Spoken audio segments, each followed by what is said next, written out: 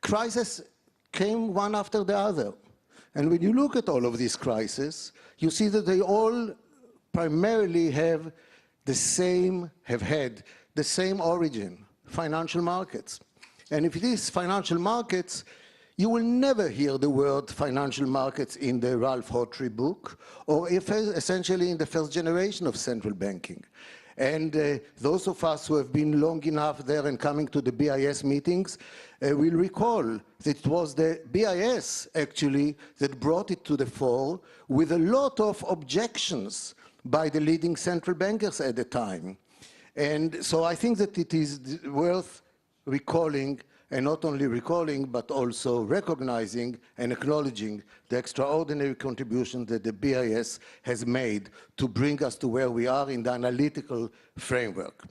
Having said this, and we have here people who are either have been or are in the FSB and all of those things that are now occupying central banking, we still have to ask ourselves, how come inflation surprised us? After all, in many of the crises that we have had more recently, not only the financial crisis, but also the real crisis, we have flooded the markets with a lot of liquidity, for maybe good reasons, but we should not have been surprised with the outcome. After all, this money did not go to the moon. It went to some places. So where will it go? It went to the financial market. Why did they go to the financial markets? Because interest rates were so low. And it exploded, and therefore suddenly it looked like you are having prosperity as measured by financial markets, and the disconnect between real and financial economies became apparent, and it was clear that since financial markets at the end of the day must mirror the real economy, the numerator and the denominator, those things will need to come together one time. And they came together. So we should not have been surprised. So why did we waste so much time in asking whether the burst of inflation is transitory or permanent before we actually dealt with it? And the reason is really conceptual. The conceptual one is, do you look at the rear view mirror when you drive, or do you look through the front? It doesn't matter whether you look through the rear view or the front window if the road is very straight. And if it's straight, you will never get into an accident, whatever way you look at the road. But if the road turns around, then looking at driving by the rear view, you know that you are going to be having an accident. And the question was, therefore, are the shocks permanent or transitory? I think it's the wrong way to pose the question. Because the role of a central banker is to ensure that those shocks that come to the system, that upset price stability or financial stability, become temporary because of the actions that the central bank will take. And since everyone will know that the central bank will be courageous enough and will have the legal independence to execute his belief, all shocks will become temporary. And if they become permanent, then it means that you failed. So rather than waiting to see if it was permanent or transitory, which is the recipe of falling behind the curve, by definition, the issue of forward-looking is important. And that's where the more recent crisis has led us, in a way, astray, because models failed. Models failed because they were built on the past record, like most models are. But if the roads turn around, then the past is, in fact, excess luggage rather than an advantage. That's where the analytical perspective needs to be developed, and a concept. So central banking, indeed, has changed dramatically, and some of it is because the world has changed. Some of it is because we have had new shocks. We have never had to deal simultaneously with the financial shocks, and then the real shock, then pandemic, then war. That has price implication, and we confuse them ourselves whether supply shocks need to be accommodated or fought. All of those things were in the background that make the life of central banking very different than the one that Ralph Hawtrey had in mind when he wrote The Art of Central Banking. But still, it means that economic analysis and foundations are the key rather than just time series analysis when you have unstable structure. Let me stop here. Yes, thank you very much, Jacob. Let me move on to Shiragawa-san, because he's experienced, or under his watch, inflation in Japan has been low, and now you are seeing an uptake of inflation. We don't know whether that is transitory or permanent, as Jacob pointed out. But we know that it is something that you wanted, actually. And we were wondering whether or not, the lack of action recently in actually dealing with the increase in inflation, which is now up to 3.5% or whatever level. What sort of considerations were behind this sort of delay in action? Okay. First of all, when I was a governor, the discussion was always about low inflation or deflation. And Bank of Japan was often criticized by not being aggressive enough. And many industrial countries are citing Japanese experience of showing the period of deflation. Look at Japan. So we have to make every effort at avoiding Japanese style of deflation or low inflation. That was up until 3 years ago. Now many countries are coping with how to contain inflation, and situation has changed. And many reasons are cited. But one of the important causes for high inflation is, I would say, the failure of intellectual model, which many economists and policy makers were adopting.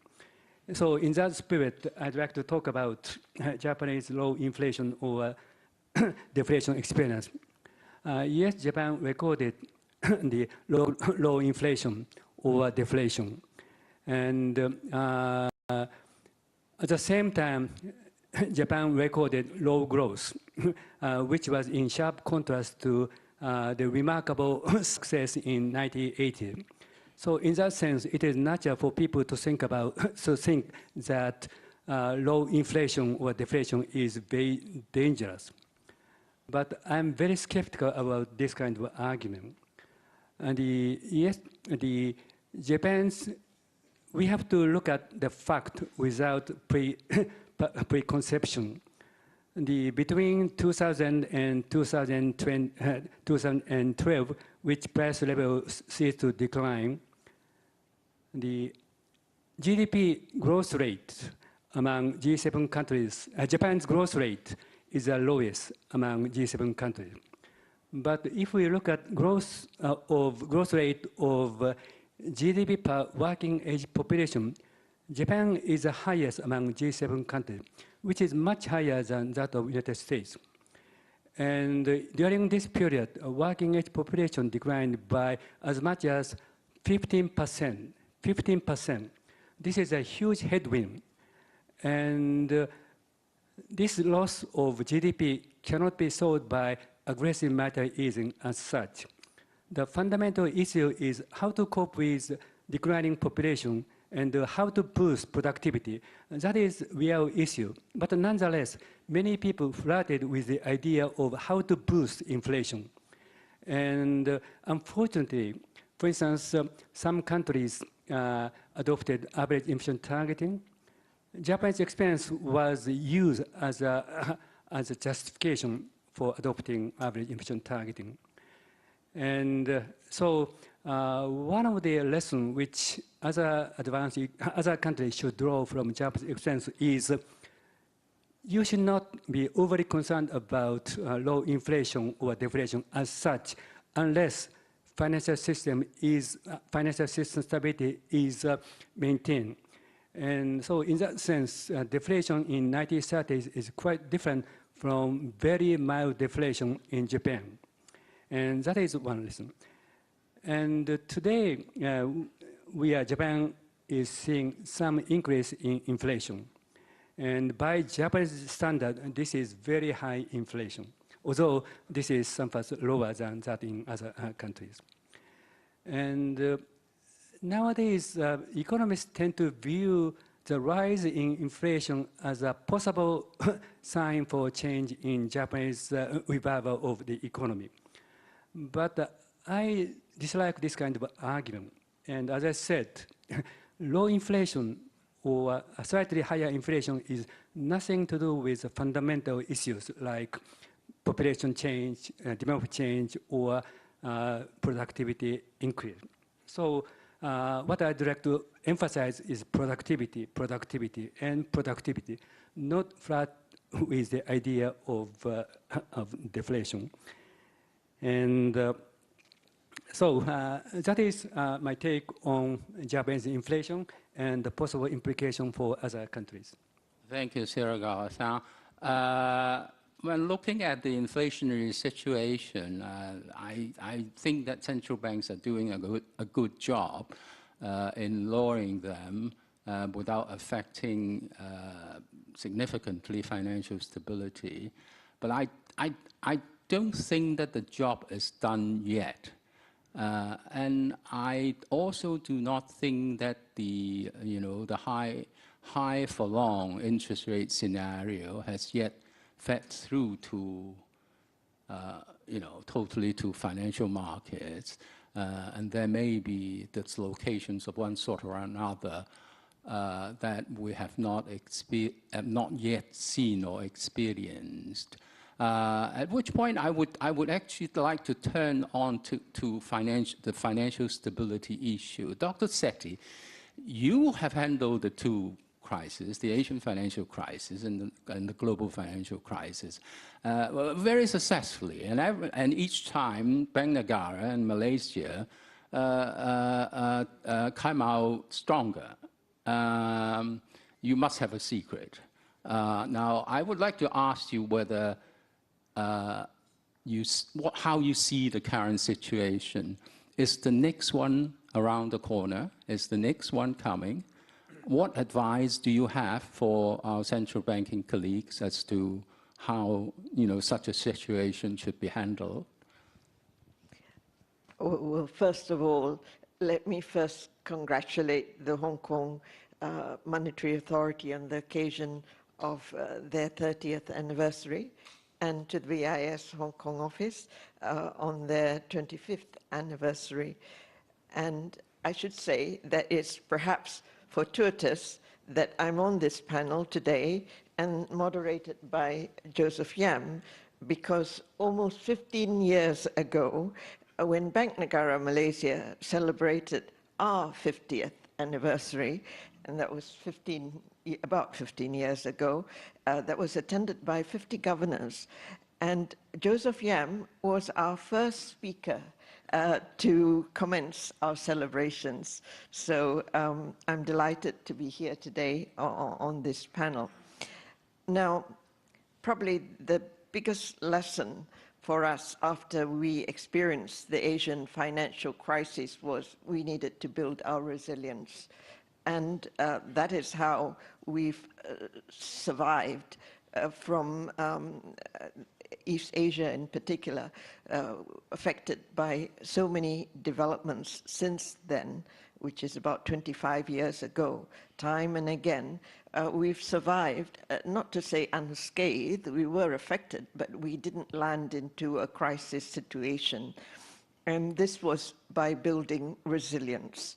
And we did it in several ways, but for us in the emerging economies in particular, was diversifying our financial system. That was very important so that it's not bank-centric, where all the risks are concentrated on the banking system. We developed our capital markets, and what is important in developing our markets and talking about markets where many of the crises originate from, it's correct. And you also need to develop the players. And when you develop the bond market, for example, you need the insurance sector, the pension funds, the asset managers, and so on, so that they are institutional investors in these markets. And so I read a report once, the BIS report, before your time, Augustus, that it said that 40% of the bondholders in our market in Malaysia the papers were held by non-residents. And with the taper tantrum, there'll be an exodus from the market, and there will cause the risk of a collapse of the market. But that didn't prove to be correct, because when there was a sell-off, indeed, when there were massive outflows and there was a sell-off, the domestic institutional investors stepped in. So the yields actually didn't move as much as what was predicted. And so this is important in part of building the resilience. But let me come to the more recent development relating to interest rates. Now, in relation to this, I wish to highlight two things. That there's already an international consensus regarding the management of the 2008-09 crisis. And I should mention, and I did mention to Joseph, that we shouldn't call it a global financial crisis, the GFC, because Asia Pacific and many parts of Latin America didn't experience, we were affected, but we didn't experience a crisis. And therefore, well, if you want to keep the acronym of GFC, it can be the Great Financial Crisis.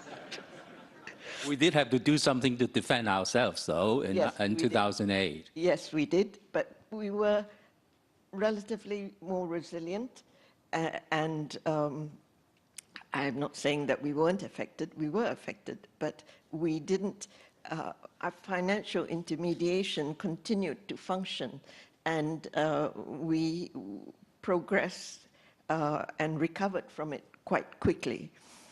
And we had growth recovery, unlike the low interest rate. But during that period, after that period, there's already a general international consensus that there was an over-reliance on monetary policy and that interest rates were too low for too long. And also, for the current inflationary conditions, and this is something that Jacob raised already, that there was also a delay in the policy response to normalize and to tighten interest rates. And this has prompted, because of the delay, it has prompted the need for a more pronounced adjustment in the interest rates.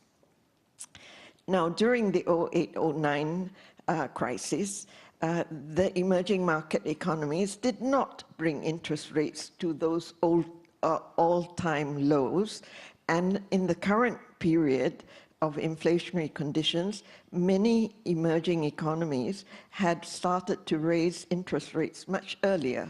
And when I talked to those from Latin America, they said, well, before it was recognized, they had already started to raise rates. So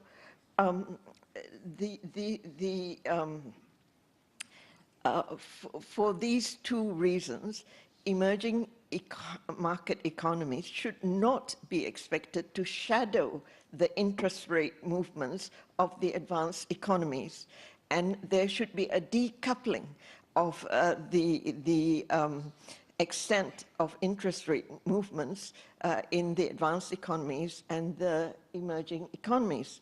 That's very important because, and then moreover, many emerging economies have had a track record of successfully managing bouts of inflationary conditions in their economy. So given this, there should be a recognition of these differences, which would then should not produce an overreaction in the markets to produce an over-adjustment in the exchange rates, foreign exchange markets, and also and also on the impact on potential growth and development in the emerging world. Thank you. Oh, thank you very much. You didn't answer my question. One of my questions is the next one around the corner? Well, I would say that we need to anticipate that it will be around the corner and be in a state of readiness. And if it is around the corner, and if we are in a state of readiness, it will be short-lived. Thank you very much, Dr. Sethi. Philip Hildebrand, I would like to ask you the same question, actually, given that you've been, well, instrumental in introducing quite a lot of post-crisis reform to the financial system, being vice chair of the Financial Stability Board. Yet, you are now also in the private sector in BlackRock. You obviously would look at market developments. And like me, I'm sure you noticed some dislocation in the debt market, the US Treasury market, for example. And those are signs that to us here in this part of the world are actually quite worrying. Now, what do you think? Is the next one around the corner? Or have we done enough to stop history from repeating itself? Thank you, Joseph, and thank you for having me. Eddie, it's wonderful to be here. I remember coming to Hong Kong when the BIS office, I think, had about 5 people, maybe, at the beginning of my tenure at the SNB, so it's wonderful to see what's happened here. It's also testimony to the long-term thinking of central banking that we haven't aged at all of us up here. So. Look, I think what is around the corner, Joseph, is that the world has really changed quite fundamentally, and we should, as we think about banking, crises, financial markets, we need to put that in the context of how the global economy has changed. And I think the key change is not so much that we had this spike of high inflation that we're going to get back under control, but it's really the supply side of the global economy. We are facing significant constraints on the production potential of the global economy that will likely be around for a persistent period of time. This means the inflation dynamic, irrespective of whether we reach the 2% or not, are going to be quite different. You know, during the Great Moderation, I think nobody saw this more clearly than Mario Draghi in a way.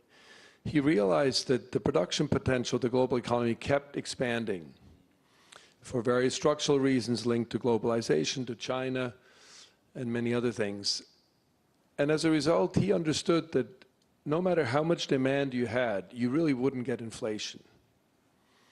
And I think that's the kind of underlying macro story, in a sense, of the Great Moderation. As we have now shifted to a very different world, where we have constraints around fragmentation, geopolitics, the transition to net zero, trade that is being constrained, aging, of course, as a very important structural factor, we are facing, I believe, significant supply-side constraints. This means that we're going to constantly kind of bump up against sticky inflation, even when we get to 2%. And I have no doubt that we will reach these targets again, but the underlying dynamic is going to be quite different. For decades, we basically had a structural bias towards easy policy. Now, I believe we're in for a long period, perhaps a very long period, of a kind of structural bias towards tightening policy. This changes the way financial markets behave, this changes the way banks behave, and you can see this quite clearly in the contraction of bank deposits that we're seeing in the context of the change in monetary policy and the very aggressive change in interest rates. So a lot of money is shifting away from banks into capital markets. Now, in many ways, this is good for savers, it's good for capital markets, it's good for BlackRock. But I think it does mean we have a different dynamic around banking. Banking is going to get more expensive. Banks have to compete for deposits when you get paid 5% interest on cash rates. We've seen this. So they need to raise interest rates. My successor, Thomas Jordan, has just given an interview over the weekend complaining rightly that the banks have not really adjusted the rates they pay on deposits in order to try to protect their profitability. So I think these changes in the structure of the capital markets, away from banking towards capital markets, mean that crises are going to be quite different. One space, if I were still in charge at the FSB, that I would watch is the entire kind of what's going to happen in terms of private credit lending from the capital markets. This is a whole new infrastructure. If you look at what's happening in many of the private market firms, they're connecting with insurance companies in order to have access to big balance sheets, in order to be able to lend to the private sector. In many ways, this can bring innovation, new forms of lending, but it also means the reaction when things go bad is going to be quite different. A bank knows its clients. It can deal with the clients. It has a history of the client's behavior. If you're lending out of capital markets, that's going to be a very different ballgame when things get tight. So I think this intermediation away from banking into capital markets is the space that I will watch most closely. The good news is, you know, banks have done pretty well given the size of the shock. We've just seen the most aggressive interest rate hike in history, at least since the 70s. And, you know, by and large, the banking system has been pretty robust. The cases where we've had crises were really management mistakes, business model mistakes, as opposed to anything systemic. That's the good news. I think where we have to watch what happens here as the system intermediates away from banking into capital markets. And this, of course, in a way is much harder to observe. It's harder to regulate. The entire BIS system, the entire regulatory system is still very focused on a banking-based model. And I think the question will be what happens in a world where inflation is sticky, we're in for a kind of long-term structural bias towards tightening, and we've seen shifting away from banking into capital markets. How does the system behave in that kind of world when the inevitable stress points come, as was just mentioned? Are stress points actually appearing in these capital markets at this point of time? I mentioned the dislocation in the treasury market. The participants are not really banks as such, and they're not really regulated. You know, where are the risks? Are risks lurking around that we are not aware of? Is the Financial Stability Board, sorry to say this, doing an adequate job?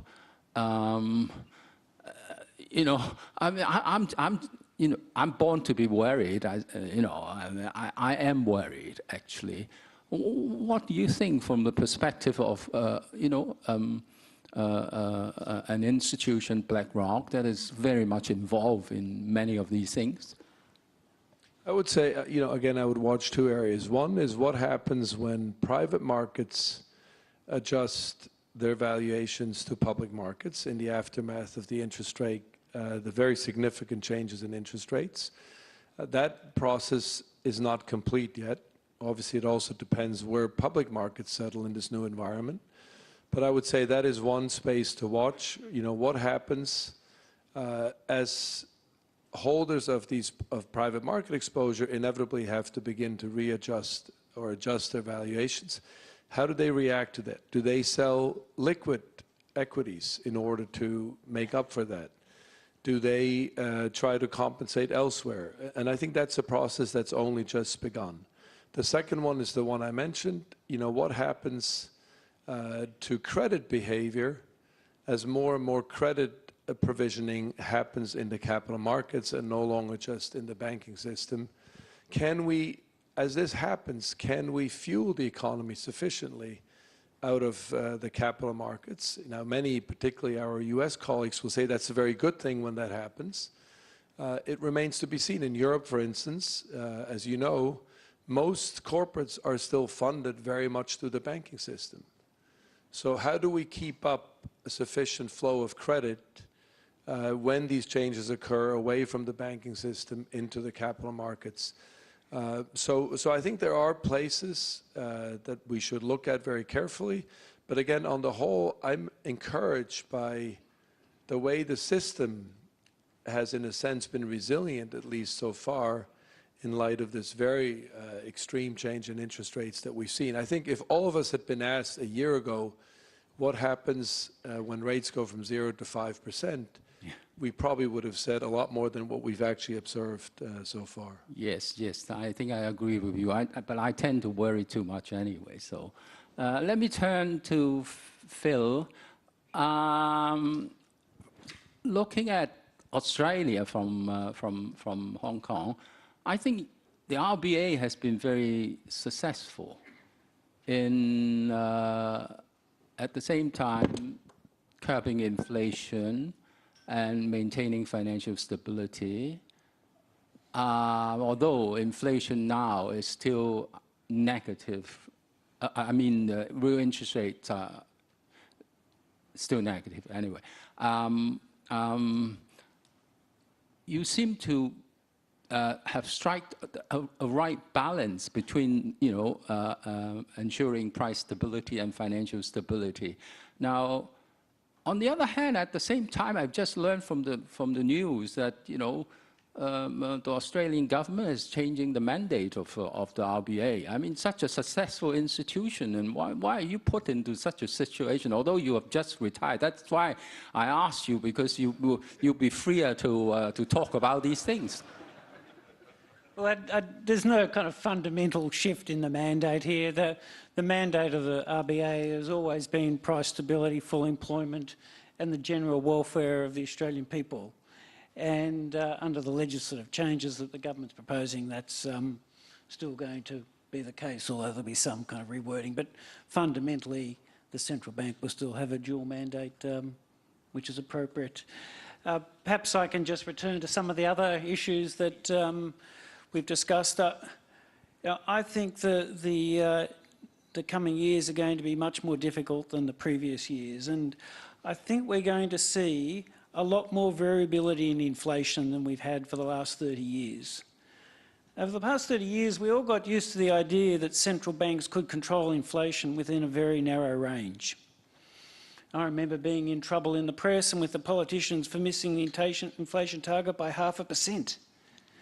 I always felt like it lacked perspective. I think going forward, we're going to see a lot more variation in inflation. Philip touched on some of the reasons. More supply shocks, climate change, the adjustments in our energy system, geopolitics, and demographics. All those things mean that we're going to be hitting the steep part of the supply curve more often, or the supply curves are going to be moving around, and inflation's going to be more volatile. And we're going to have to get used to that. And this is why I think the current inflation test is so important, and it's so important we pass it. This is the first example of this more volatile inflation world. Many countries' inflation went to 10% or close to it. 5 years ago, people would have thought that was completely crazy, but it happened. And I don't think we're going to see 10% very often, but we're going to see more variability in inflation. Many countries now are saying that inflation won't get back to target until the end of 2025. That'll be 4 years of inflation above target. The cumulative deviation, the price level of those 4 years is very large.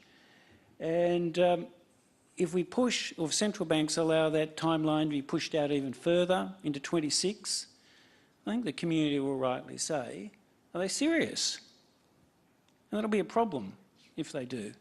So I think the central banks have to be able to convince people that inflation will return to target fairly soon. If they don't, then the next time inflation is going to be moved away from target, and there'll be plenty of examples of it, that people won't believe it'll come back, and that'll make the lives much harder. So I hope that most central banks have done enough, but I'm worried that they haven't, and it's doubly important that we pass this first inflation test. Still see plenty of upside risks to inflation. Labour markets are still pretty resilient. Unit labour cost growth in many countries is not consistent with the inflation target, partly because of weak productivity growth. So the wage system has to adjust to weaker productivity growth. It doesn't. If it doesn't, that means more inflation. And populations have become very upset at the cost of living pressures.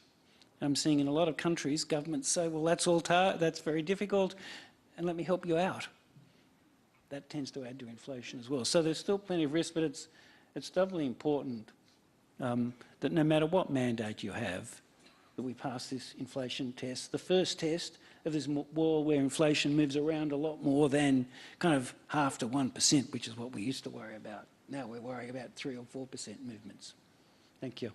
Thank you very much. I think on price stability and financial stability, we can carry on. I mean, there's so much to discuss. But I would like actually to tackle another issue, which may be of interest to our audience and to the panel, before opening it up for question and answers. And that is to do with geopolitics and the global financial system, particularly the international monetary system. Jacob, where are we heading there? I mean, there's been a bit of rollback of globalization in terms of trade, but in finance as well. There were comments about, particular jurisdictions being uninvestable. There were reshoring of listings of one sort or another. There's this rollback that is that geopolitics has caused, and at the same time, I can say this because 20 years ago I started the internationalization of the renminbi. It's gone slower than I had hoped, but it is going to be a significant currency, playing a significant role in the international monetary system. And also last night we heard from Governor Zhao mentioning the SDR 2 or 3 times, and also introduce a term called synthetic currency for the world as a whole, to serve as the medium of international transaction, international exchange, and international store of wealth. Are we heading in that direction, Jakob? Well, that's a very, very big question, indeed. It has to do with the interrelationships between markets, it has to do with spillovers, it has to do with externalities, and it has to do with the fact that the political jurisdiction of government differs from the domain over which those government's policies have an impact on. So if there was a time when we said that when the US sneezes, Europe catches pneumonia, and how do we ensure that there is a system? This was the raison d'etre for the international policy coordination framework that was introduced in the 70s or in the 80s. But I want to remind you that there were a lot of analytical issues that were involved in this discussion. The first exercise of coordination in 1985, the so-called Plaza Accord, focused only on the exchange rates.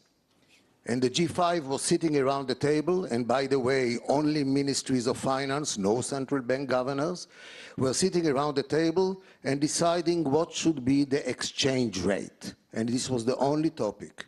And the exchange rate was the jurisdiction of treasuries. And basically, that's all. And it was a great success. It was so much of a success that the appetite grew. And 2 years later, when they met at the Louvre, they said, why don't we coordinate also fiscal and monetary policies? Just to find out that it is much easier to discuss than to implement, because fiscal policies are carried out at home, and its implications are felt abroad. So how do you go about it? So they said, in such a case, let's try more. And they decided, let's coordinate also trade policies. And then, of course, they fell on their face, and they realized that it's not going to work because politicians and governments are elected at home. This brought to the deep debate between especially the Germans and the French about semantics, which is full of content. Namely, should we call it international policy coordination, which is the French approach? They want to coordinate everything. You go first, I go first. Or should we call it international policy cooperation, which is the German approach? And cooperation means I cannot tell you what to do, but I want to understand what you do. I want to understand your model, and you will understand my model, and then you can internalize it the way you want. Even stories were developed about it, and let me take 10 seconds for a light story. When two brothers used to drive, each one in his own car, and one of them, Sam, took his friend to the ride, and when they arrived to the stop sign, there was a red light, and Sam crossed the red line, and the friend asked him, why are you crossing? It's red. He says, well, you know, my brother may come from the other side. All right, they came, then they arrived to the green light, and he stopped. Why don't you go on? Because my brother may come from the other side. And the lesson is, you don't need all to drive according to the same rules as long as you know what your brother does. And this is very key. So I think that by now, oh, this was a delayed reaction. I think the interpreters had its own pace. You see, there are legs. And monetary policy has long and variable legs. The international monetary system. Yes. Yeah. So coming to the international monetary system, I think that mechanisms like the BIS, and I must say, are working much better than the mechanisms impacting on policies. They're like, I don't want to speak about the UN, but I can speak about let's talk about the IMF even. Because, no, it's not a criticism, it's the reality. The reality is that you cannot, the IMF, and we were there, some of us, even in parts, positions of leadership, Article 4, which is the mechanism by which you convey other countries your assessment and how you should do, if the other countries are small, they will need to do what you tell them. If they are large, you cannot have an impact. And the US, nobody will tell it what to do with the budget deficit.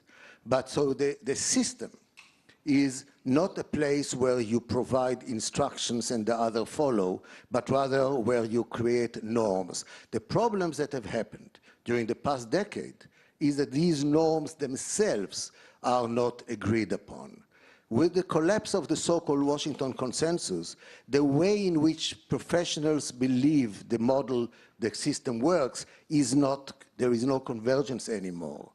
The very fact that we have had a big debate about conventional and unconventional, when to exit, what will be the long-term implications, what's the role of central bank independence, all of that reflects fundamental disagreements, not only about how the world works, but also what is the role of the contract between citizens and its governments, who can say what to whom, and what's the effectiveness of it. It sounds like 30,000 feet, but I think it's really fundamental. Let me make one footnote to what Zeti said. It was very profound. When Zeti explained that the 2008, not global, but great financial crisis did not impact Asia in the same way as they impacted others, one of the reasons is that Asia was lucky to have had its crisis in 1997.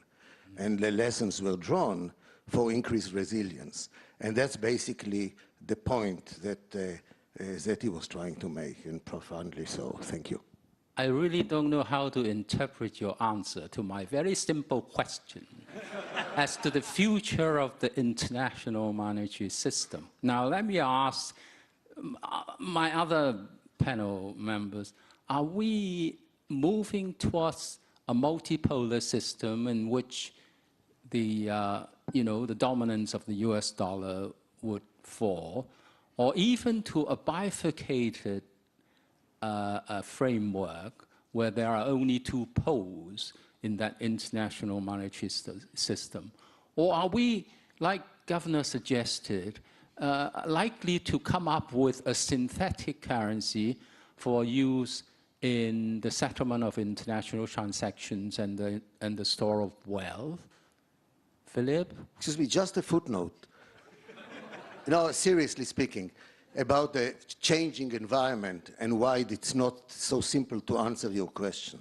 When we met first during the Asian crisis and shortly before, you were speaking about the prospects of creating an AMF, Asian Monetary Fund. Where is it now? So it's not that something failed, but circumstances changed so much that creating a rigid system around changing circumstances is a recipe for tension. Okay, thank you. Philip?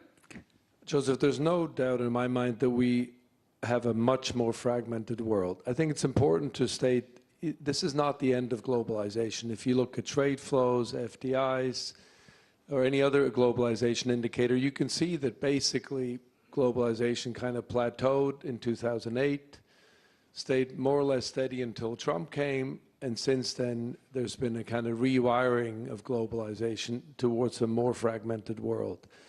Does that lead to multiple reserve currencies, to a complete new monetary order? I think we're a long way from that, but as a general trend, this is where we're headed. It also looks, at least from today's perspective, these changes are pretty persistent, and they are, of course, one of what I would say the three major constraining factors on the global production capacity. Phil mentioned, all of this. This is what leads to more volatility on inflation. This is what leads to bigger trade-offs for central bankers. This is what leads to lower trend growth in terms of GDP. It's basically fragmentation, it's aging, and it's probably the climate transition. Now, I think, not to get too pessimistic here, this new system involves costs.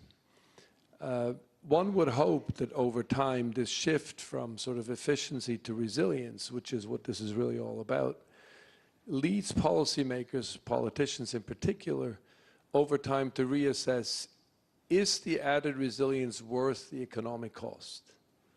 And so one can hope that there is some recalibration in the system at some point, and maybe we've gone too far towards efficiency during the Great Moderation. But I would argue that there's a real risk that we go too far towards fragmentation, particularly when I think of Chinese-US relations. China has just seen for the first time negative FDI flows. How long do you keep up this kind of mutual pressure, and how much economic cost do you accept in return? If you look at the recent summit in San Francisco, perhaps that gives you some hope that this trade-off is beginning to be recognized, and perhaps we want to recalibrate a bit. So time will tell how far down this road we will go towards a fragmented world. One thing I'm sure about this, these costs are not to be underappreciated. And again, it seems to me that at some point we're going to calibrate back the other way to make sure we don't sacrifice too much in terms of prosperity, efficiency, in order to have this sort of fragmented world that allows for a lot of protectionism. I think we're a long way away from a completely sort of fractured world with multiple reserve currencies. Thank you very much. Phil, would you like to add a few comments? I agree very much what Philip was saying, but I'll just pose the question is, why is the US dollar still the dominant global currency? Mm-hmm. I think the answer is it's easy to transact in US dollars. People can buy and sell US dollars without restriction. The markets are deep and liquid. The transaction costs are low. The property rights are secure. And the hedging markets are deep and liquid. That's why the US dollar remains dominant. If other currencies can generate those same characteristics over time, then I think they can sit in parallel with the US dollars. But if they can't, then I think it's not likely that private markets will want to use other currencies in the same way that they want to use the US dollar. So property rights, deep and liquid markets, ability to transact without restrictions. If those things don't exist, then I think the markets are not going to develop, and the US dollar will retain its dominance. I think we'll be better off if other currencies have those characteristics, but that's not the situation we're in at the moment. Shiragawa-san, any comment? I have nothing to add to what Phil just said. But Joseph's question boils down to how central bank could improve the functioning of international monetary system. And in this respect, there are several dimensions. One is how central bank should act as a lender of last resort when crisis should come. And in this respect, I still vividly remember how central banks responded to the collapse of Lehman Brothers in the fall of 2008. And when crisis should come, what is most important is determined and shared will to save financial system. And in the area, what I'd like to emphasize in normal condition is the effort of central banks at improving payment and settlement system. And this is rather low-hanging fruit. And the central bank should make every effort like they are now doing. And in terms of monetary policy, Jacob said, I'm not a big fan of the policy coordination as such. I'm a fan of central bank cooperation, but especially the cooperation is needed given that the financial market is so much globalized. But cooperation is easier said than done. And but what we have to realistically hope for is informed discussion at finding enlightened self-interest. And I remember the BS global meeting in Basel when I was a governor, and the chairman always said the almost 90% of world GDP is produced by members of global economic meeting. And so even though it is difficult to internalize spillover and spillback effect of key currency country, still informed discussion is quite important. So we cannot think of a magical solution to achieve ideal international monetary system. Yeah, that is my response. Thank you very much, Kawa-san. Dr. Sethi, would you like to add anything?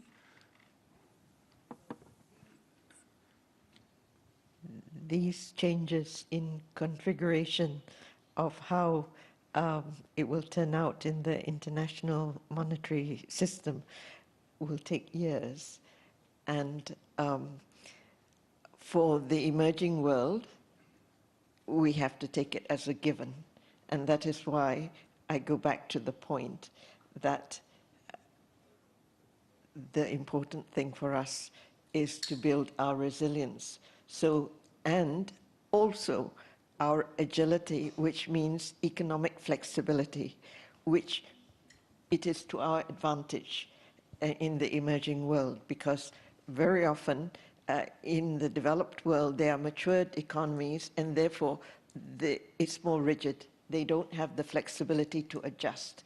Whereas for the emerging world, we have that element and ability to adjust to changing conditions, whether it's productivity, innovation, and all the other that the panel has mentioned.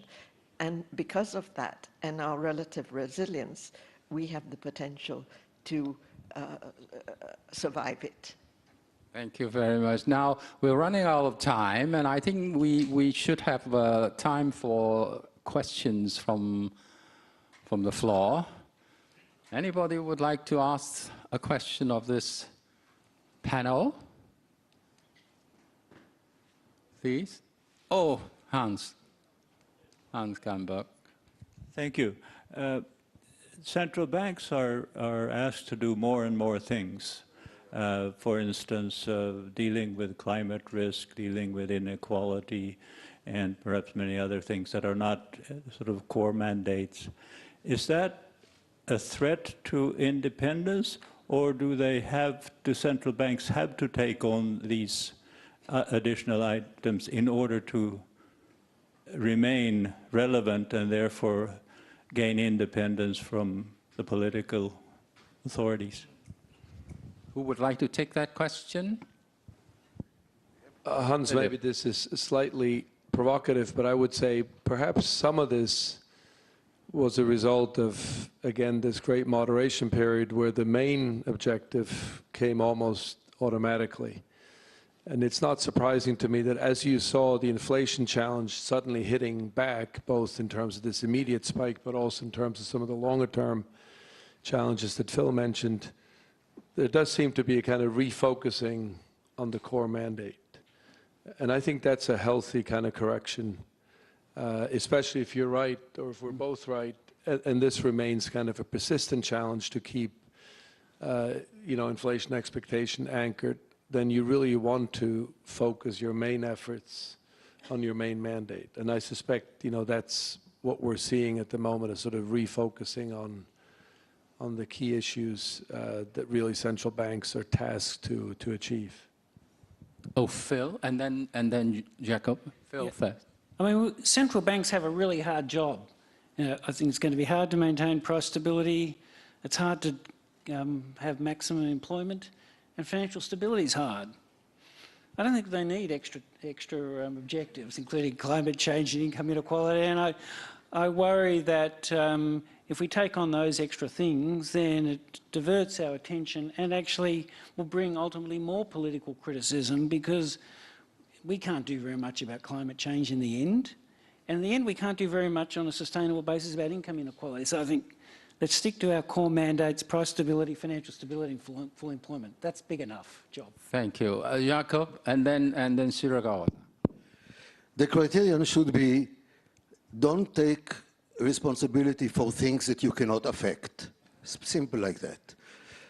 So the criterion is not, let me take over as a good citizen with thinking broadly for the country, what are the important challenges for the country? Because if you cannot really contribute significantly, primarily, to this objective, you will be held responsible without having the ability to do so. So I think it sounds like bureaucratic, but you cannot kill more than 3 birds with 1 bullet. Shiragawa. Yeah, I believe central bank should focus on core mandate of price stability and financial stability. And we should reflect on why central banks are now being called on to contribute to do many things. And that is partly related to the central bank's activism itself. Up until global financial crisis, the size of central bank balance sheet to GDP is quite small. And now the size of central bank balance sheet is so huge. Given this huge size, of course, it is quite natural how central bank should behave in portfolio affect the resource allocation. And the same is true for prolonged monetary easing. If monetary easing is prolonged, then its effect on income and the wealth distribution is huge. It therefore interferes with the income the distribution issue. So, in a sense, the call for central bank to do many things is partly the own making of central bank. So we have to think about whether or not central bank activism on the part of monetary policy is really good from long-run perspective. That is my response. Thank you. Thank you very much. I think that more and more responsibilities are being put onto the central banks from the politicians, simply because the central banks have performed actually quite well over the past 30 years or so, handling the 2 financial crises, and governments have not been able to handle these issues themselves on the fiscal side. And if there are political brownies that can be gained from, tackling climate and inequality, and if there is an institution over there that can actually help deliver these objectives, then political pressure would be put onto the central bank. But I agree with the panel that we, as central bankers, should resist this. We should focus on our core mandates. Seti, have you got anything to add? Yes, you have summed it up, Joseph, exactly. And yes, we should focus on our core mandates, but from time to time, if we are called upon to deal with certain areas and issues, it can be done, but there has to be very great clarity in the outcomes that are supposed to be achieved so that the accountability for it is there, and then the governance arrangements, and then the exit from it. In other words, a boundary management by the central bank in this whole process, so that we are not seen to be oblivious of everything that's happening, and just because we have to focus on our core mandate. And especially this is true in the emerging economy central banks, because all the best talents are really with them. And so this is the reason for it. Yes. Thank you very much. We're overrun by about 5 minutes. I don't want to, summarize or whatever, except, of course, asking everybody to give a warm applause to our distinguished panel. Thank you very much. Thank you very much to Joseph Yam and all our panelists. Can I ask you all to come to the front, squeeze in, because there are 6 of you, for a group photo.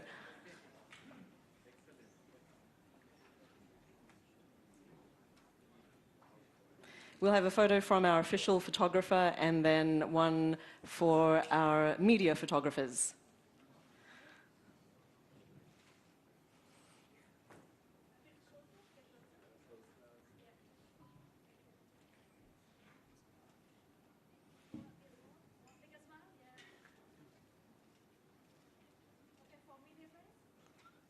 Media photographers at the back.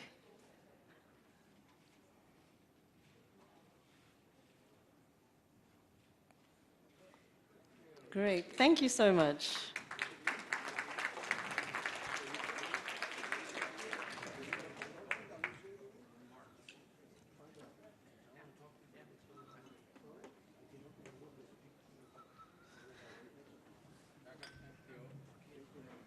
Thank you.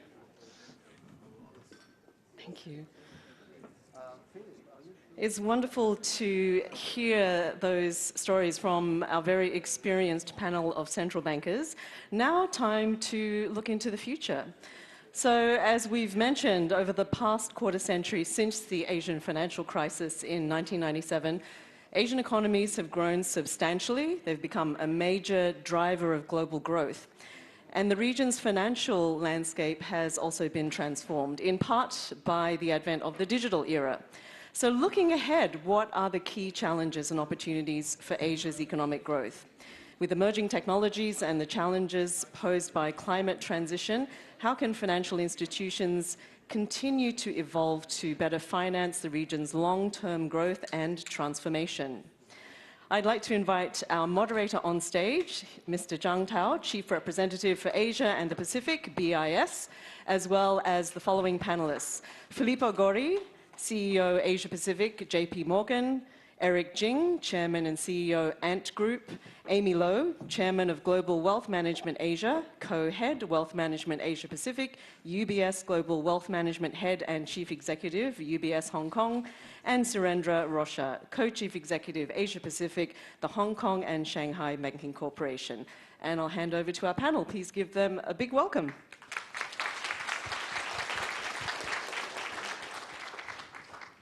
Okay, thank you. And good afternoon, colleagues and friends. and welcome to the fourth and the final session of this conference. So we have heard from central bank governors in the previous three panels on inflation, growth, future monetary systems, and central banking. And of course, let alone central banking in the past 30 years just now. Now we're going to switch gear a little bit to hear from the market and private sector executives on how they're going to see the future of Asia and what can we do or can they do to ensure a more inclusive and prosperous Asia in the years ahead. So we have, of course, a fantastic panel with us on these sessions. And of course, all of them need no introductions, but for the sake of the formalities, please bear with me to have a quick round of the short introductions for each of the panelists. Of course, immediately to my left is Filippo Gori, CEO of JP Morgan Asia Pacific. Philip's left is Eric Jing. Eric Jing is the chairman and CEO of Ant, the Great Ant Group, not small Ant. And on Eric's left is Amy Low. Amy is heading UBS Hong Kong and in charge of wealth management for UBS and UBS in Pacific, in Asia and Pacific. And of course, the further left and is Surendra Rosha. Surendra is the co-CEO for HSBC in Asia and Pacific. So these are our panelists. In the next about 60 minutes, I will first, of course, ask the panelists to say a few words about what they see, the opportunities and challenges for Asia in the years ahead. And of course, then I will pose a few questions for each of them. And before I turn into the floor questions and answers. And finally, I will conclude by asking the panelists to share with us their final thoughts. So without further ado, let me start with Philippa. So Philippa, what are some of the key challenges, opportunities you see for Asia's economic growth in the years ahead? You have 5 minutes. Thank you very much. So I feel almost speechless, no? After coming on the stage after a panel like the one we just had with so much history and wisdom and everything else. Anything we're going to say on this panel might not be so attractive or exciting as we just heard. But let me try to put some thoughts into this. Asia, opportunities and challenges. First of all, Asia, it's a fantastic region for JP Morgan. We have been here for just over 150 years. We celebrated 100 years in China 2 years ago, and we are preparing to celebrate 100 years in Hong Kong next year. It's roughly a third of our global workforce is actually housed in this part of the world. And it's providing the firm with an incredible, diverse, talent pool that gives an enormous leverage to the global organization. We offer the normal full suite of products that we have elsewhere in the world, with the exception of retail, and therefore we operate in Asia as we would operate in any other country around the planet. In my mind, there are three main themes that I would like to highlight in this short conversation. Number one, starting with the obvious one, the geopolitical winds have been blowing now for quite some time. Maybe they have abated a little bit in the last couple of weeks, but the long-term impact is still not necessarily fully understood. But the impact on trade and financial services is actually much more nuanced. And what I mean by this, Asia has definitely been the huge beneficiary from globalization. And we could make the argument that Asia has also been the beneficiary from an FDI standpoint of the fact that for the past 15 years, largely the Western world had an almost zero-rate scenario for almost 15 years. Nevertheless, let's look at the facts. The GDP has grown 4 times in the last 2 decades, and Asia represents now 1/3 of the global trade, which, by the way, global trade and services peaked last year at almost 65 trillion, notwithstanding the geopolitical headwinds. And the region is not only a China story, there is also India, which could become a 5 trillion economy by 2026. And you could see, therefore, in the near future, let's say by the end of this decade, that 50% of the global GDP is produced in this part of the world. And you could well have the second, the third, and the fourth largest economies in the world in Asia Pacific. Now, it is clear that the geopolitical headwinds are creating or potentially pushing some fragmentation in the supply chain, some disruption, and so on and so forth. But it's also difficult to think that supply chain that has been working for the past 2 decades very well might be completely changed overnight. I was talking to a CEO of a European company a couple of weeks ago that indicated there is no such a thing as a China +1 strategy. Maybe there is a China +N strategy, whereby a variety of countries will get some pieces of the supply chain and the whole concept of nearshoring, onshoring, and so on. Another topic that for us is important is the rise of the innovation economy. Asia Pacific has a population that is very young, it's digitally native.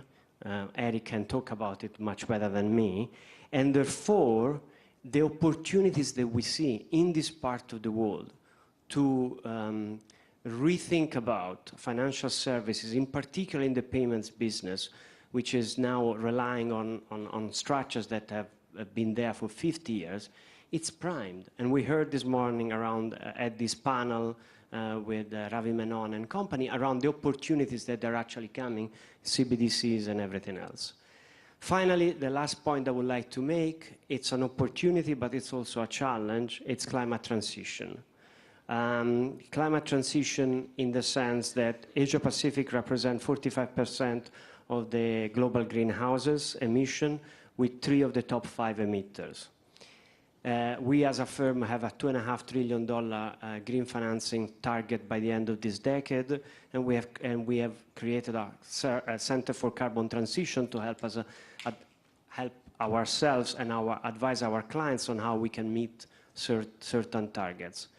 Now, Asia Pacific can actually, in my opinion, lead part of the transition from the brown economy to the green economy, because in certain sectors there is absolute dominance of this part of the world. Think about EVs, batteries, solar panel, and so on and so forth. And if it's true that some of the expectation that the size of the EV sales by the end of this decade will approach $50 trillion, you can see how this can be a challenge, but can also be an opportunity for the region. Let me stop here.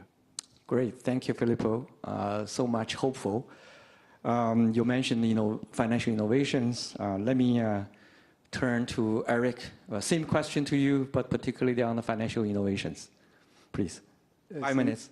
Okay, thank you for having me. I'm very honored to be here today. And SME, plays a very critical role in terms of for a more resilient economy across the world.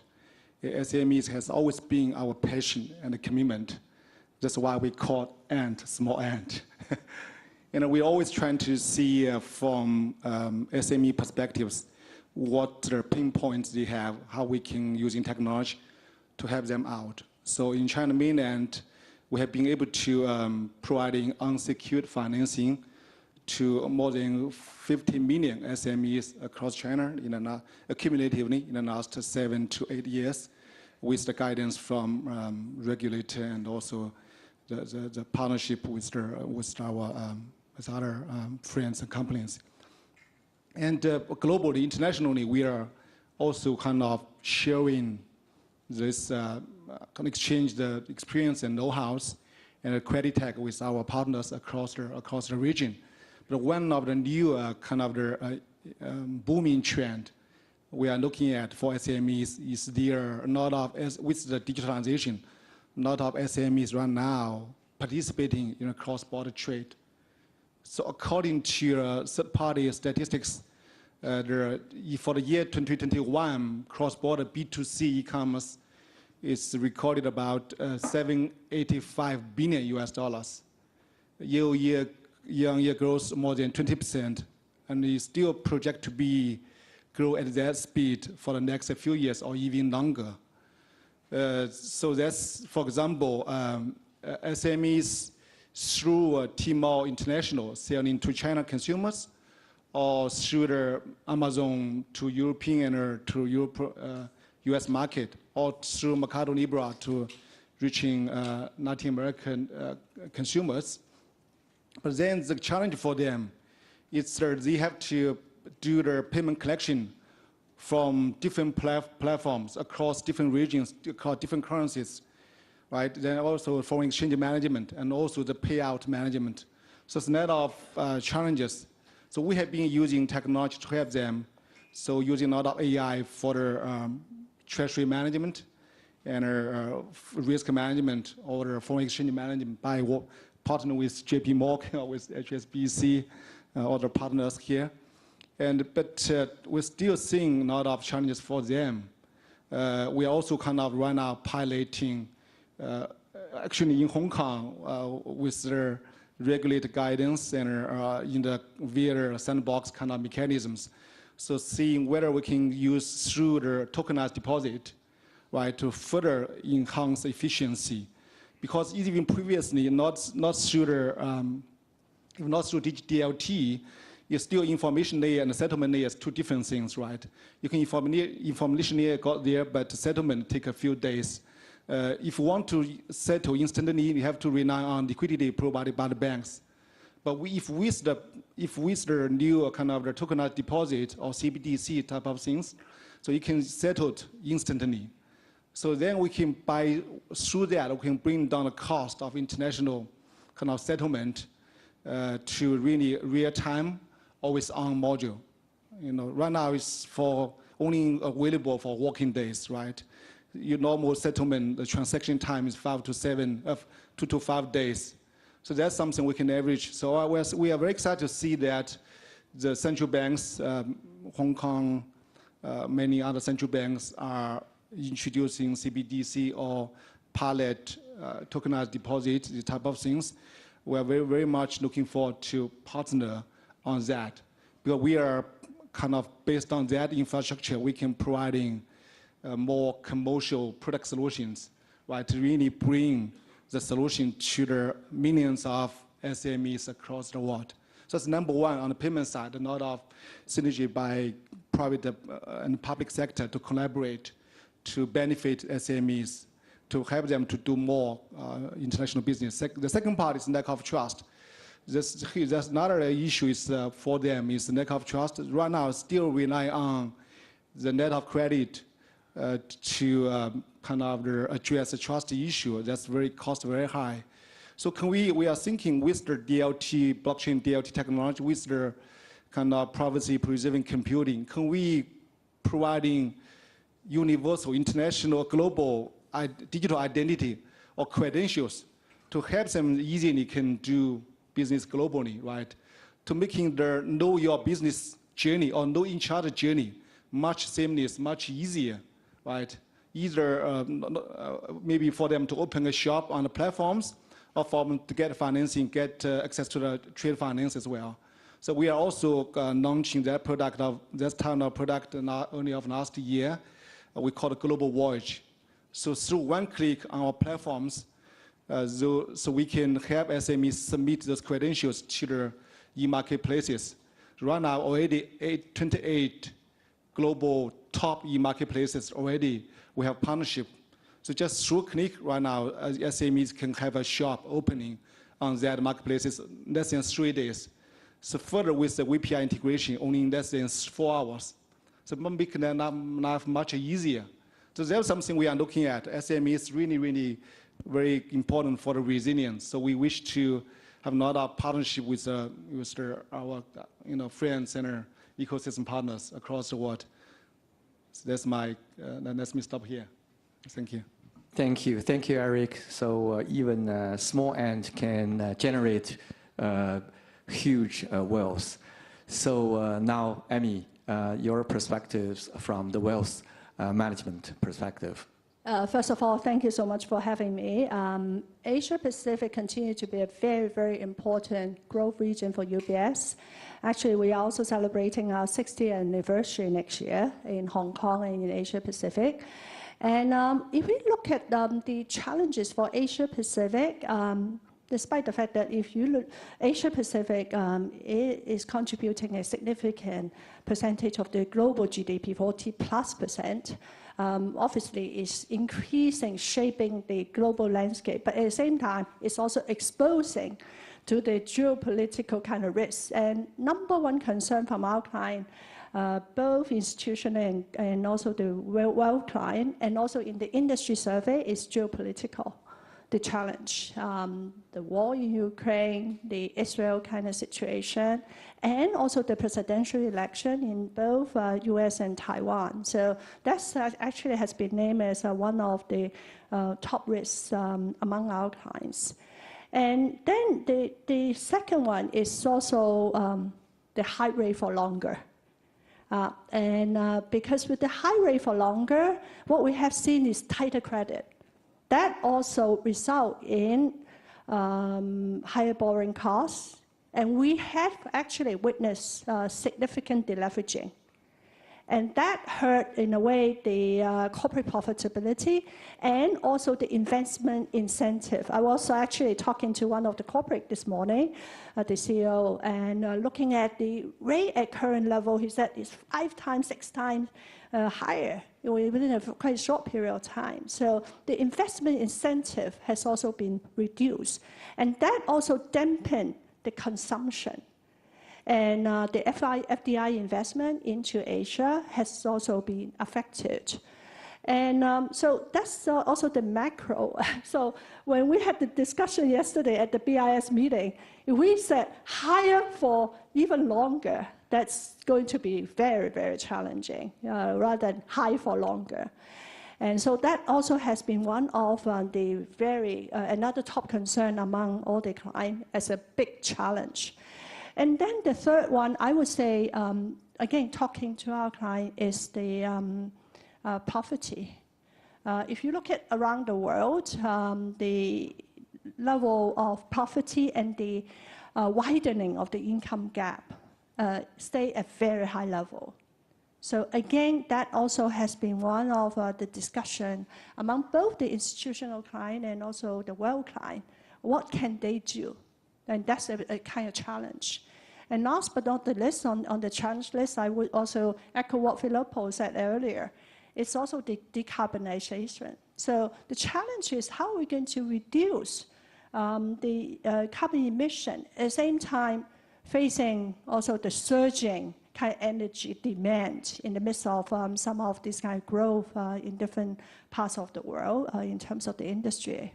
Having said that, we are still optimistic about Asia, otherwise we will not continue to grow out here. The commitment definitely is in Asia. Why? Because if we look at, in terms of the domestic saving rate, Asia has the highest among all. Okay, and if you look at also the wealth creation, again, Asia has the highest number of high net worth individuals outside of the US as a region. And even when China slowed down, according to the Uren report, the number of ultra high net worth and high net worth individuals, the growth percentage is still single digit in 2022. And also, we just announced our third quarter result. And if our third quarter result, we have recorded a net new money of $22 billion. And more than half is from Asia Pacific. Asia Pacific contributed 13 billion.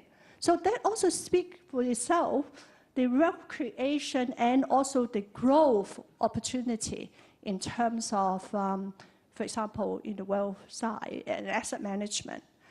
And then, while earlier we said rate higher for longer is a challenge, yesterday we also discussed we expect rate cut, and that will certainly help the FDI investment because we expect, actually we forecast the FDI investment flowing to Asia 15 to 20 billion in the next 4 quarters, if that happens. Okay, and that certainly will help the kind of a consumption, and also with the rates really turning around, with the peaking of the dollar, what we've been discussing with the client is also potentially that will help the Asian currency and the Asian bond and equity. Okay, so I think these are also some of the positive. On top, obviously, the technology innovation in Asia, I won't say too much with Eric as the expert here. It's a lot of, now we have seen some of this kind of innovation also coming from Asia, and that also potentially driving the kind of growth, and also with the green transition here. So maybe I stop here. Thank you, Amy. So Surendra, higher for longer or high for long is a challenge or opportunity for you?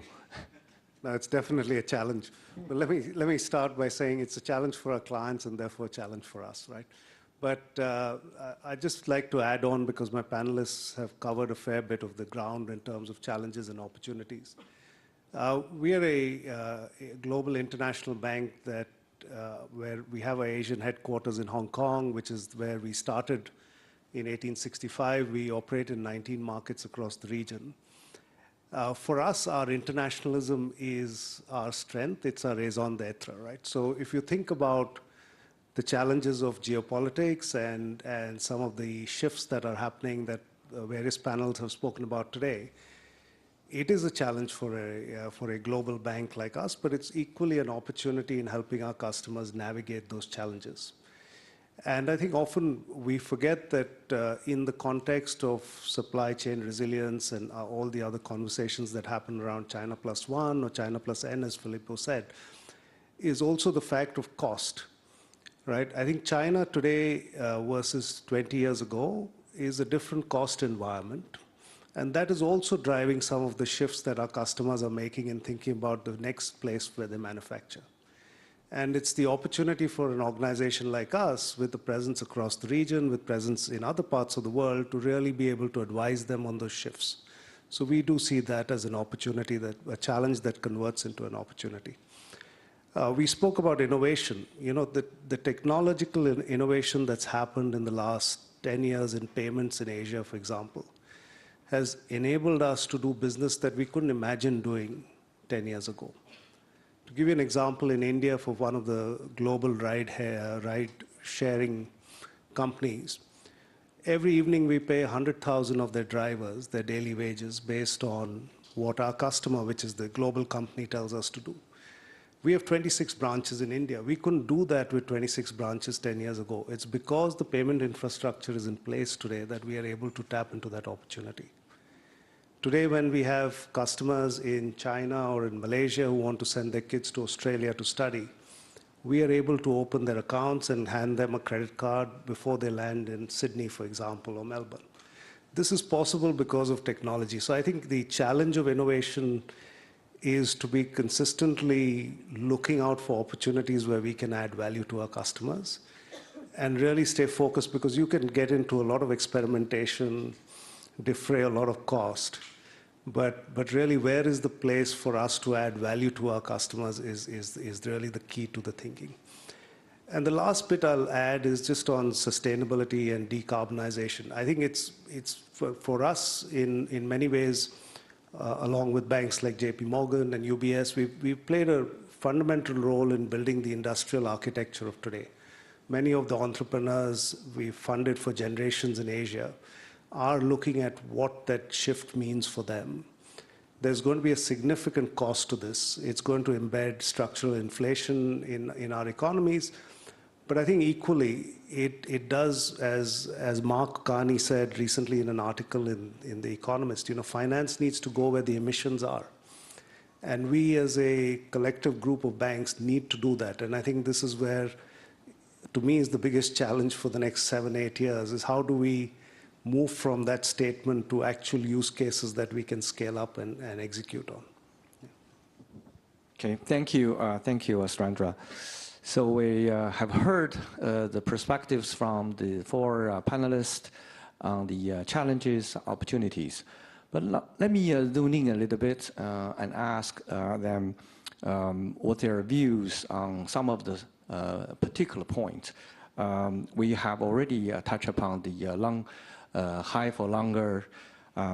So Philip, your company has been here in Asia Pacific for the last 150 years, so it's quite long. And of course, the company and now yourself witnessed quite a big of change in terms of the landscapes of the financing, including the financing cost. So come back to the issues of, high for long. In your eyes, what has changed in terms of the financial conditions or the cost to moving forward? So, as I mentioned earlier, Asia has been the beneficiary from globalization, and to a certain extent, Asia has been the beneficiary from a low-rate environment in the rest of the world for the past 15 years. So that you saw some of the FDIs flowing in over here. Now, some FDIs have disappeared. Part of those FDIs might have been replaced by others, and so on and so forth. Now, if, as Amy said, if the markets are priced into perfection, and therefore next year there's going to be rates cuts and the trend will reverse, then part of the issue of the high for long might not be there because it hasn't yet really felt through, broadly speaking, through the economies. On the other hand, if it's not so much how high now the problem, but is how long rates will be higher, then Asia could face Asia, as the rest of the world, would face some headwinds. And some of the things that we've spoken about over here, including decarbonization, have a component of generating a structural component of inflation in the system. So like Mr. Hildebrand said earlier in his panel, there is a high likelihood that in the future we might be facing an environment where monetary policy might be more restrictive than we have seen so far. If we look at Asia specifically, inflation has been generically more benign than in the rest of the world. Clearly, the mainland doesn't even have an inflation problem. And overall, the balance sheet of the Asian central banks is much less, is in terms of size, is much smaller than the Western central bank. So there is more firepower on this part of the world. In general, corporates have been relatively cautious, and therefore, with innovation, with efficiency, and so on and so forth, the region will drive through the next few years, assuming that that the expectation on rates are roughly correct. Okay, thank you, Philippa. Eric, a moment ago you mentioned SME and trust. So your company, of course, is engaging with this business using new technologies, of course, using the data. So the question for you is, as we have seen in some of the Asian economies, including China and India and others, people are taking this advantage to leapfrog the move ahead compared with their more sort of economic advanced counterparts in terms of reducing the digital divide, and enhancing the financial inclusions. So in your company, what you are doing and how would you assess these measures you have taken to enhance the financial inclusions in particular? So thank you for your question. Maybe just share a case of the tokenization of real-world assets. People talk about tokenization. Maybe we share a real business case which we are doing. There's a company, they call the lift platform equipment, the leasing company. So we've been able to, we put a DLT blockchain module embedded in a chip and put into the control box of the machine. Then you turn on the machine, so all the data is on the blockchain. So through the tokenization of these real-world assets, it's really creating the multiple party collaborate seamlessly on that. For example, with that, so the institutional investor very comfortably know, because when you turn on the machine, you know exactly where the equipment, what's the different working types the machine is doing, how many working hours is the machine is engaging, right? So and they comfortably figuring out what's the ROI for that. So institutional investors, they are being very comfortable to invest in the machine. There's a leasing company transforming into asset-light module. They just do in charge of the operations. The insurance company also come in because based on the data, they're being able to launch UBI, usage-based insurance. Then we as a tech platforms, so we are 4 parties working together, seamless on that. We really kind of enhancing the efficiency of the economy by the whole value chain across the industry work seamless together. Further, on top of that, we've been able to bring in CBDC with smart contract. So once, for example, the leasing, the revenue come in from the leasing, right? They automatically can settle, distribute, allocate to all the investor and the operation party, and also the pay for the insurance, and also the tech provider. That's the case we are doing. Not only in the tokenization for this typical type of equipment, but we're also using that tokenize the distributed rooftop solar, or the EV battery. Although we are also discussing with HKMA regarding tokenization of the two-wheel, the electric bicycle as well. That's a lot of popular things, in China market, the shared electric bicycles as well. So that's a lot of things happening. We are seeing that huge potential with that new technology, greatly enhance the making the enabling multiple parties collaborate very seamless together and drive overall the efficiency for the economy. That's one thing that's happening.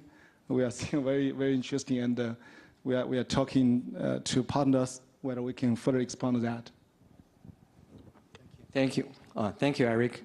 So, Amy, you just mentioned that Asia has a great deal of the wealth, and that's true. And of course, this region does boast the largest amount of reserves. And at the same time, the region also facing a big financing gap. Just quote the figures prepared by ADB, Asian Development Bank, which said the regions need $1.7 trillion annually by 2030 to maintain adequate economic growth, battle poverty, and mitigate the climate risk, as you mentioned earlier. So at the same time, we are facing the rising interest rate, possibly for longer, like it or not. I believe all the governors within this room can witness on that. So we are seeing the market may face the volatilities. So as a sort of if I coming to you for advice as a countries or jurisdictions, how would you advise me to allocate my reserves so that the people of the countries or the jurisdictions would be benefit more? Please. There are so many experts. I won't say I can give you better advice than all of the experts sitting here. But actually, managing 5 trillion assets globally for UBS, and we have also been sharing a lot of the endowment style kind of investing, aiming for longer return. So basically, what we said is diversification. It's having a diversified portfolio across the different asset classes is important in order to really be able to shelter a lot of the volatility there. And obviously, the traditional asset classes like the bond, equity, in that endowment style investing is still a big portion. And what we've been advising is stay with the quality, both on the bond, investment bond, and also on the equity side with positive saving and also the strong kind of balance sheet. That's important. And in addition, what we've been observing, talking to a lot of these institutional and also global family offices, it's also important to look at diversification to some of the alternative, especially in the midst of the inflation, higher interest rate. One asset class that stands out is also real estate, because that offers also real adjustable kind of return longer run. Okay, and the other asset class that's important is also commodity, especially addressing right now the geopolitical situation, like gold and also some of the hard currency to hedge your portfolio and create the liquidity. As a matter of fact, we've been seeing also increasing demand for gold, to the extent some even ask us to set up the gold vault in different locations for them. So as a kind of hedging to the geopolitical kind of situation. And now more and more, we've been seeing clients also looking at diversification across a different jurisdiction, geographically. And again, then we will be looking at, again, those countries with positive kind of saving rate, positive current account deficit. I think in Asia we have a lot, like Korea, Japan, China, Taiwan, Hong Kong, and Singapore. And so I think that's also in board, the kind of diversification.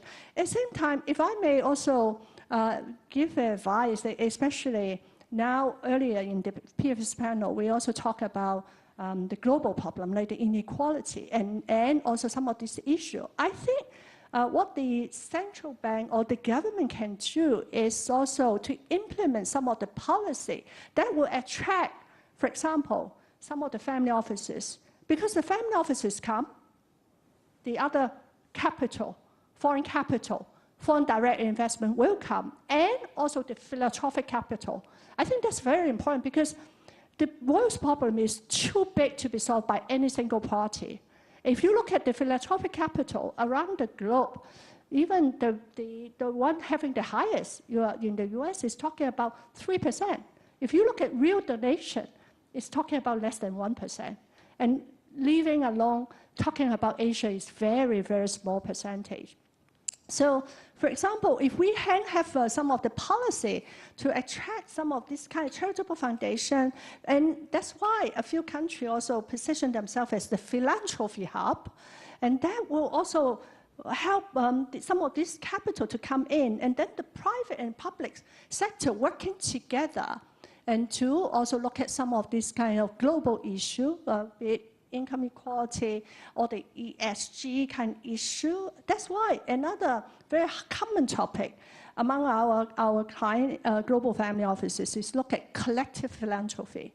In the past, they want to do it on their own, but now, if we can join hands together, we can make the world a better place. So that's also maybe the other part of the investment I can advise on, and that will really help the society and also the country on a longer basis. Thank you. Thank you, Amy. Surendra, you just mentioned you have quite a wide range of the services to the customers. So as a happy customers I am to the HSBC. So let me ask you questions. You have been here for many years, and particularly here in Hong Kong, and you're traveling across the regions.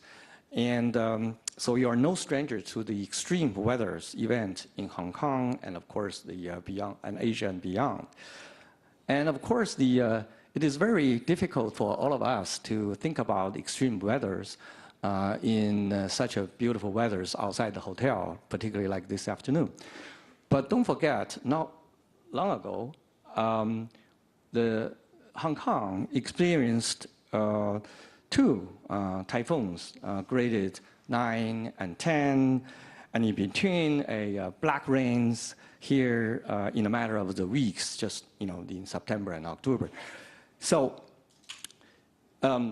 this is also true, actually, pretty much in Asia and across the world. Extreme weather events are more frequent nowadays, and everybody feels it bigger and wider in terms of the impact. So as a financial institutions like yours, what kind of steps you want to take it further to help finance the green transitions or climate transitions? I'm not asking whether or not this is a core mandate of your institution or not, but how would you do it? Thank you. Thank you. And in this morning's paper, I was reading that some of the research done by Hong Kong universities tell us now that the events we've seen over the last few months are likely to increase in intensity in the years to come. So it's even more of a compelling issue that we need to deal with. Look, it is very much a live issue that, to paraphrase what Amy said, one institution cannot solve. And we have to really come together collectively to do this. So the way that we are approaching this is how do we catalyze ecosystems or collaboration around specific problems. So we've done a joint venture that we launched last year, for example, with Temasek, where we have ADB in as well to look at how we can bring in blended finance and crowd in institutional investment along with bank finance into helping transition. So the entity Pentagreen did their first transaction in Philippines recently. We are hopeful that this will start to pick up much more across Southeast Asia. We, along with 5 other banks, are involved in the Just Energy Transition Partnership with Indonesia and Vietnam and the relevant G7 governments to try and identify how we can implement the phase out of coal. Now there are 5,000 coal plants in Asia. 90% of them are less than 20 years old. They've got a long life to run. It's 1/3 of Asia's emissions. How do you solve for that particular challenge is going to be critical. We've worked with DBS to co-chair and write a paper on the managed phase out of coal. That's been out for public discussion. It's now in the final stages. We hope to publish it at COP next week. So I think there's a lot of things that we have been doing and other institutions, including those on the panel, have been doing. And I think it's perhaps now time to bring this together in Asia around our customers. So we start to think about specifically, power utilities in Southeast Asia. How do we help them collectively to work? How do we work as an international bank with local banks to make a transition finance package that works for the current asset owners, for the community, for the lenders? It's not easy, but we need philanthropic capital, we need endowments, we need bank and capital markets to come together. So I think that's really the focus for us right now, is taking some of these initiatives to scalable level, working with other partners in the ecosystem. Thanks, Surendra. So we have covered quite a bit. So now we see the challenges and as well as our opportunities, including, for example, financial stability risk, rising debt, and we probably have mentioned the aging, and also the transition, green transitions, so on and so forth. So with that, let me turn to the audience for questions. I will pick up a few questions in one go, and then revert to the panelists for answers. So, questions? Yes, please, Arthur. Microphone.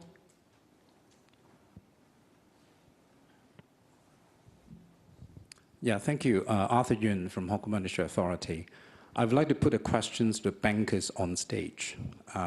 Not because I supervise your institutions, but really, when you were talking about the challenges, you did not specifically cover business model risk for banks. Because this morning in different panels, we actually touched upon that particular issue of business model risk for banks. So, but you did not seem to think that that is a major thing for banks in this part of the world. And then when I was thinking about business model risk, I can't help to notice the setting on stage, that the tech firm is taking center stage, bankers were squeezed out, but unfortunately BIS was totally marginalized. So my question is really to the bankers. Are you worried about business model risk in terms of the challenges posed by tech firms? That 5 years, 10 years down the road, this will be the scene that we're looking at. Of course, Eric is, of course, welcome to comment on that as well. You mentioned collaboration twice in your comments. Do you think the collaboration would lead to a more optimal outcomes than a displacement sort of notion? Thank you. Thank you, Arthur. We'll try to be more provocative in the future. Any more questions from the floor?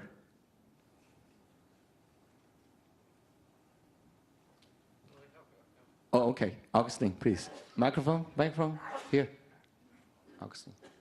Augustine.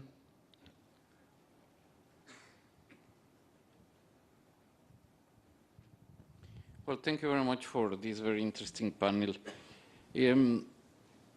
I was expecting some of you to mention one. I think for me, from my point of view, it's a huge comparative advantage in Asia. And it is a fact that the propensity to save here is very, very, very big. I think a very large world savings comes from here. If my speech was right, I hope it was right, it's at 45%. Now, of course, that's I come from a region where, from Latin America, where we don't have that advantage. And of course, you see corporations struggling to get financing. And this reflects both at the different degrees, large firms, but also smaller, medium-sized enterprises. Governments cannot have, appropriate investment pools for infrastructure and so on and so forth. So comparatively speaking, especially many of you that are global, do you see this as a key advantage in Asia? And how do you see that savings advantage can be mobilized even further than what it is done today? Thank you, Augustine.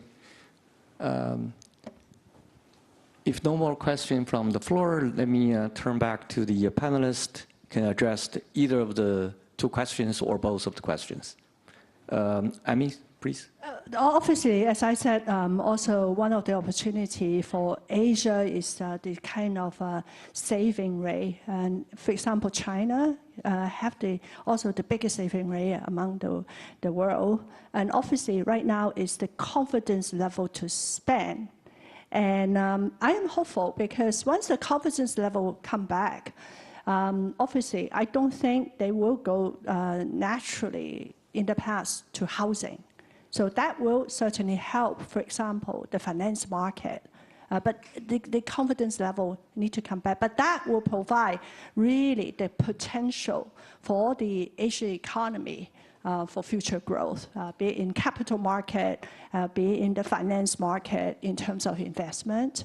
And also then it also trigger more investment incentive for the corporate, and it certainly will have the kind of lingering effect. If I may also address Arthur's question, certainly the business model wake us up at night and day. And often we said the biggest, meaning competitor or the challenge may not be the traditional bank.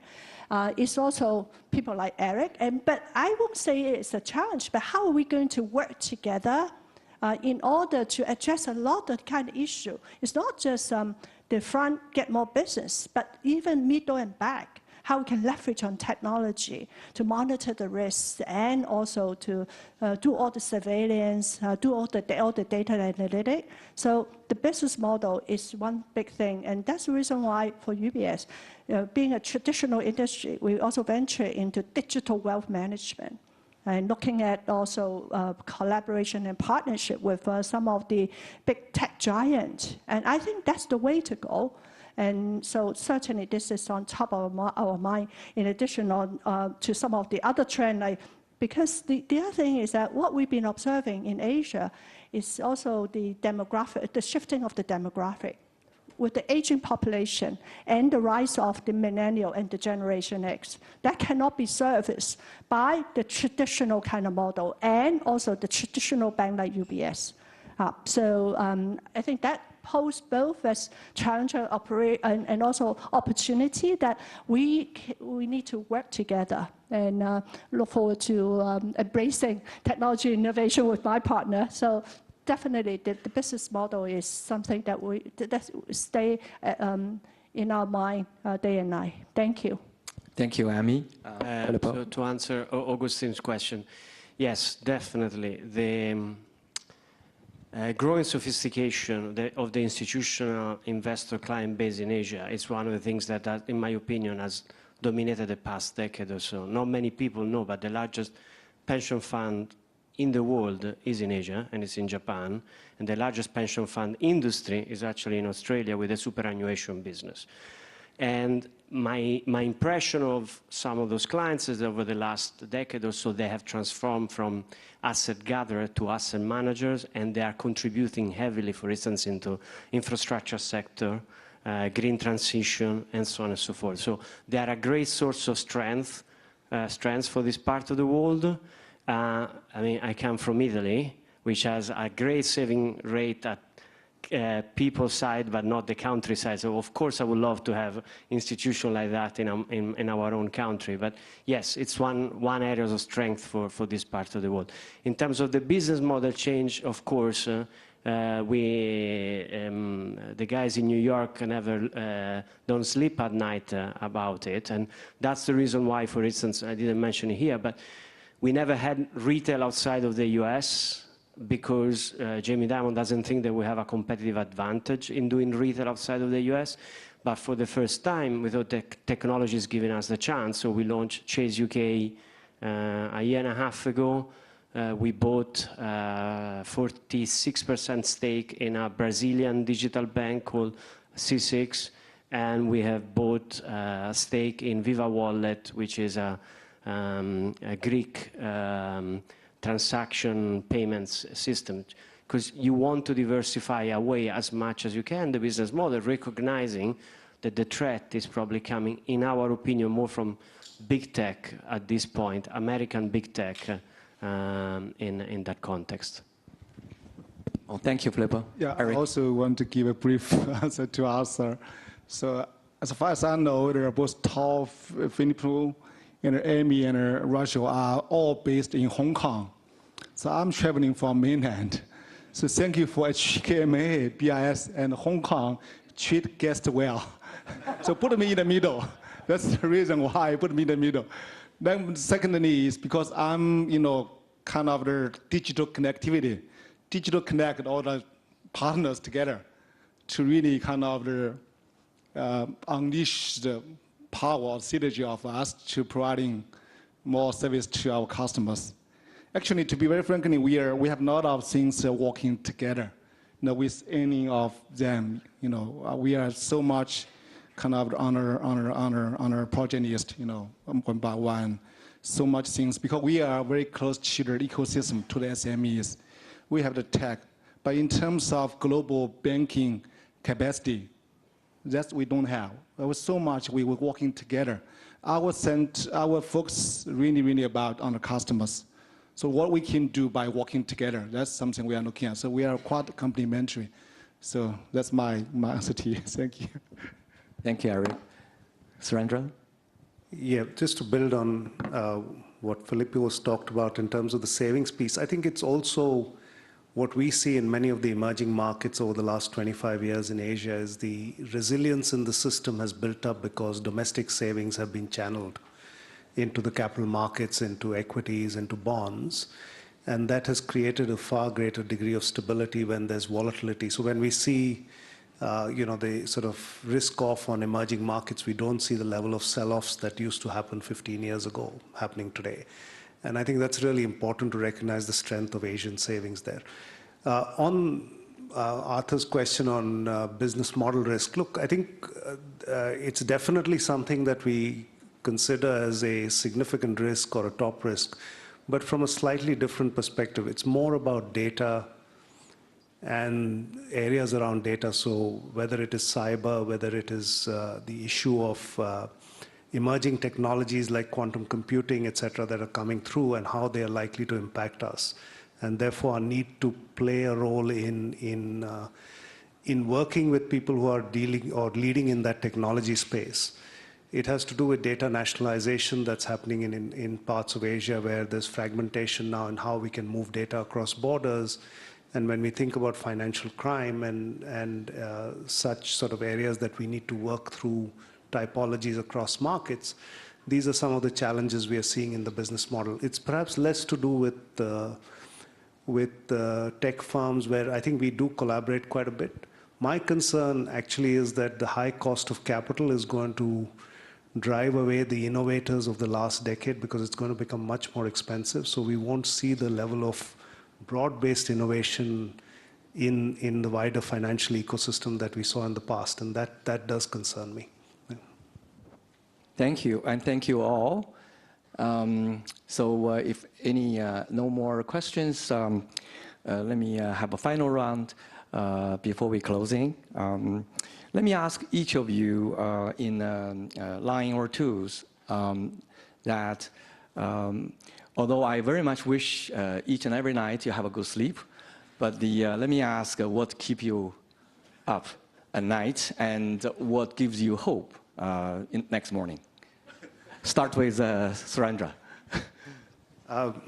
Look, I think it's really fraud risk and what the bad actors outside of the industry are doing and how we are able to catch them early. That's what really keeps me up at night. And I'd say the creativity and innovation level in our Asian customer base is what really excites me every morning when I wake up. Yeah. Ami? Again, also fraud risk or risk in general, be it geopolitical and deglobalization, and also risk management in general, that really wake me up at night. Thank you. Eric? I think two things. Number one, I think digital dividends should not be the rights for the big companies. It should be for every SMEs and every individual. I wish we can join hands, join efforts together, to help SMEs and for a more resilient global digital economy. That's number one. Secondly, if you want to go fast, go alone. If you want to go far, go together. That's my. Thank you, Eric. What keeps me up at night are late night calls from the US, which whoever works for an American company knows what I'm talking about. But in general, it's cyber, for sure. And what's bringing enthusiasm is our people in Asia. Thank you, thank you. That's very much true. And we all wake up in the morning, good morning Asia, good morning Hong Kong. Great, so thank you once again for the very interesting, very fruitful discussions. And of course, we certainly cover quite a bit. So I don't want to intend to summarize the discussions, but would like to invite everybody to join me to give a warm, a big round of applause to the panel.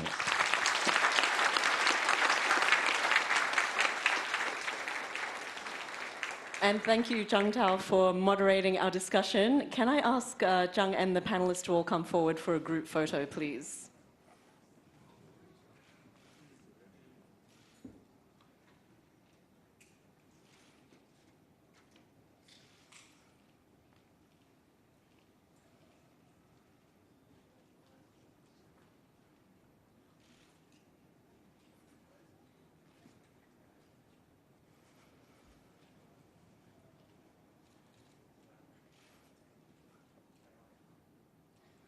And hold the smiles for our media photographers who are at the back of the room.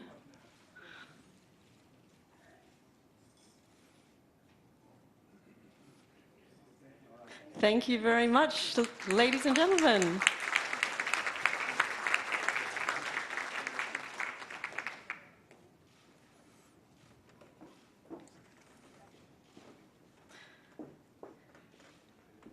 Thank you.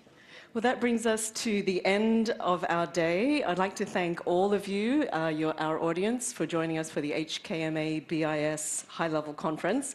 And I'd also like to take a moment to express our appreciation to all our speakers for participating and for sharing their insights, what keeps them up at night, and what makes them hopeful during the day. I've definitely learned a lot, and I hope that all of you have as well. So we hope to see you again in the near future. I hope you don't have any late night calls from New York tonight. But thank you again, and have a great day.